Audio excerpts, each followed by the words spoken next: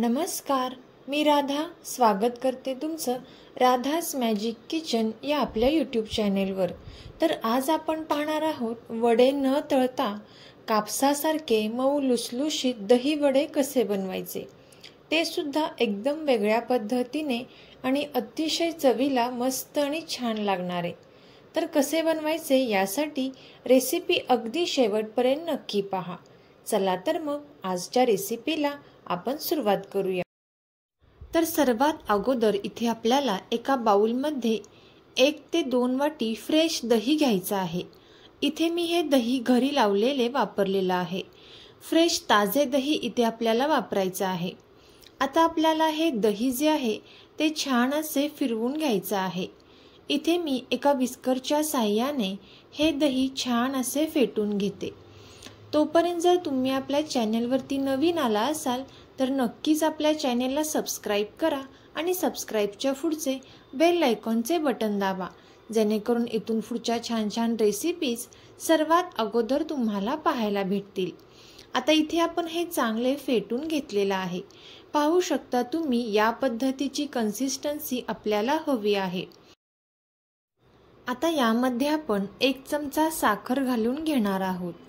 साखर घातल्यानंतर आपल्याला हे चांगले मिक्स करून घ्यायचं आहे। आता इथे आपण हे मिक्स करून घेतलेलं आहे। हे आपण एका साईडला ठेवून देणार आहोत। यानंतर इथे एका बाउलमध्ये मी रात्री 1 वाटी उडदाची डाळ पाण्यामध्ये भिजत ठेवलेली होती। उडदाची डाळ आपल्याला रात्रभर पाण्यात भिजत ठेवायची आहे। यामुळे वडे मऊ आणि छान असे तयार होतात। डाळ छान भिजली असेल तरच वडे छान होतात। आता आपण या डाळीमधील पाणी काढून घेणार आहोत। डाळीमधील पाणी काढून घेतल्यानंतर आपल्याला ही डाळ एका मिक्सरच्या भांड्यामध्ये काढून घ्यायची आहे। इथे मी ही सर्व डाळ या मिक्सरच्या भांड्यामध्ये काढून घेते।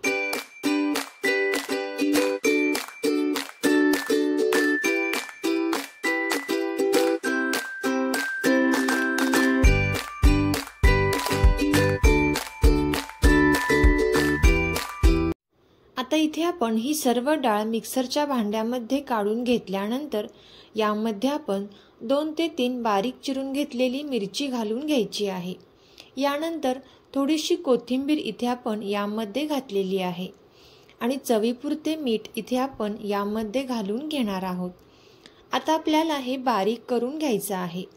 बारीक करत असताना इथे आपल्याला जास्त पाण्याचा वापर करायचा नाही आणि पाहू शकता तुम्ही बारीक केल्यानंतर या पद्धतीचे पीठ इथे आपल्याला तयार करून घ्यायचं आहे।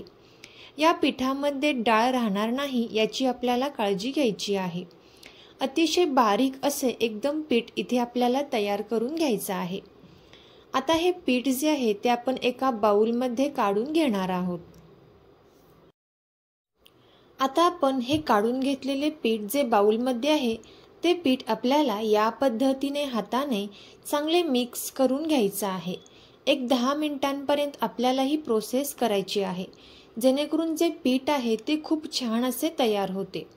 आता आपण 10 मिनिटांपर्यंत हे पीठ चांगले मिक्स करून घेतलेलं आहे। आता यावरती झाकण ठेवून आपल्याला 10 मिनिटांसाठी हे पीठ असे झाकून ठेवायचं आहे। 10 मिनिटांनंतर इथे हे पीठ छान असे तयार झालेलं आहे। पाहू शकता तुम्ही या पद्धतीची कन्सिस्टन्सी आपल्याला हवी आहे। आता आपण या पिठामध्ये अगदी थोडासा बेकिंग सोडा घालून घेणार आहोत आणि यावरती आपल्याला 1-2 चमचे पाणी घालून घ्यायचं आहे। आता पाणी घातल्यानंतर आपल्याला हे मिश्रण हाताने चांगले मिक्स करून घ्यायचं आहे। इथे आपल्याला हे पीठ हातानेच या पद्धतीने मिक्स करून घ्यायचं आहे।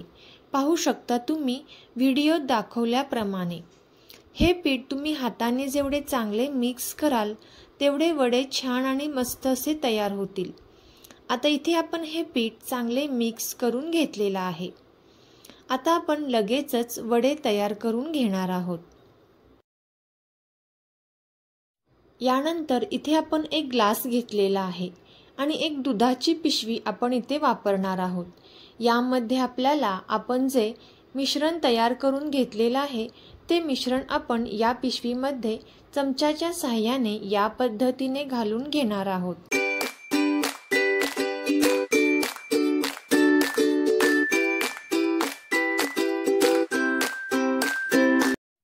आता इथे आपण 3 ते 4 चमचे मिश्रण या पिशवीमध्ये घालून घेतलेलं आहे आणि वरून आपल्याला या पद्धतीनेही बंद करून घ्यायचं आहे आणि वरती आपल्याला एक छोटासा रबर इथे लावून घ्यायचा आहे।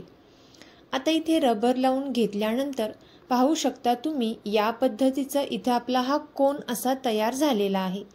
आता आपण पुढे कात्रीच्या साहाय्याने हे कट करून घेणार आहोत। इथे आपल्याला थोडासा मोठा असा कट करून घ्यायचा आहे। पाहू शकता तुम्ही व्हिडिओत दाखवल्याप्रमाणे इथे आपल्याला हा मोठा कट थोडासा करून घ्यायचा आहे, जेणेकरून वडे जे आहेत ते मोठे आणि छान असे तयार होतील। आता इथे आपण गॅसवरती एक कढई ठेवलेली आहे, त्यामध्ये पाणी ठेवून यावरती आपण चाळण ठेवून घेतलेली आहे। चाळणीला इथे आपण थोडेसे तेल लावून घ्यायचं आहे। आता तेल लावून घेतल्यानंतर यावरती आपण वडे सोडून घेणार आहोत। पाहू शकता तुम्ही व्हिडिओ दाखवल्याप्रमाणे इथे आपल्याला हे वडे इथे या चाळणीवरती सोडून घ्यायचे आहेत।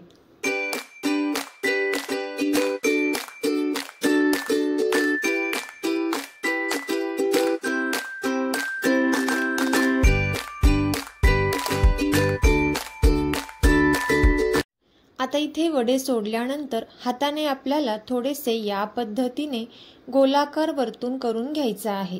पाहू शकता तुम्ही व्हिडिओत दाखवल्याप्रमाणे। आता इथे आपल्याला यावरती झाकण ठेवून एक 10 मिनिटांसाठी छान अशी वाफ येऊन द्यायची आहे। आता एक 10 मिनिटांनंतर इथे आपण हे वडे जे आहेत ते चेक करून घेणार आहोत। इथे आपण टूथपिकच्या साहाय्याने हे वडे चेक करून घेऊयात। जर टूथपिकला पीठ लागत असेल तर आणखीन 5 मिनिटे तुम्ही हे वाफवून घेऊ शकता। आता एका बाउलमध्ये पाणी घेऊन आपल्याला हे गरम गरम वडेच या पाण्यामध्ये सोडून द्यायचे आहेत। यानंतर यामध्ये आपल्याला थोडेसे मीठ घालून घ्यायचं आहे आणि आपल्याला एकदा हाताने हे चांगले मिक्स करायचं आहे। आता यावरती झाकण ठेवून आपल्याला एक 5 मिनिटांसाठी हे असेच साईडला ठेवून द्यायचं आहे। एक 5 मिनिटांनंतर इथे आपण हे वडे या पद्धतीने पाण्यातून काढून घ्यायचं आहे। पाहू शकता तुम्ही व्हिडिओत दाखवल्याप्रमाणे। आता इथे मी हे सर्व वडे एका प्लेटमध्ये काढून घेतलेले आहेत। आता यानंतर या वड्यांवरती आपण जे दही तयार करून घेतलेलं आहे ते दही आपल्याला यावरती घालून घ्यायचं आहे। आता इथे मी सर्व दही यावरती घालून घेतलेलं आहे। दही घातल्यानंतर इथे आपण थोडीशी बारीक शेव यावरती घालून घेणार आहे। बारीक शेव घातल्यानंतर इथे आपण यावरती थोडीशी कोथिंबीर घालून घेऊयात। आता कोथिंबीर घालून घेतल्यानंतर यावरती आपल्याला थोडेसे लाल तिखट घालून घ्यायचं आहे आणि सगळ्यात शेवटी आपल्याला इथे चिंच आणि गुळाची चटणी यावरती घालून घ्यायची आहे। तर तुम्ही सुद्धा याच पद्धतीने नक्कीच रेसिपी ट्राय करून पहा। रेसिपी आवडली असेल तर नक्कीच ही रेसिपी आपले मित्र मैत्रिणी आणि नातेवाईकांसोबत शेअर करा।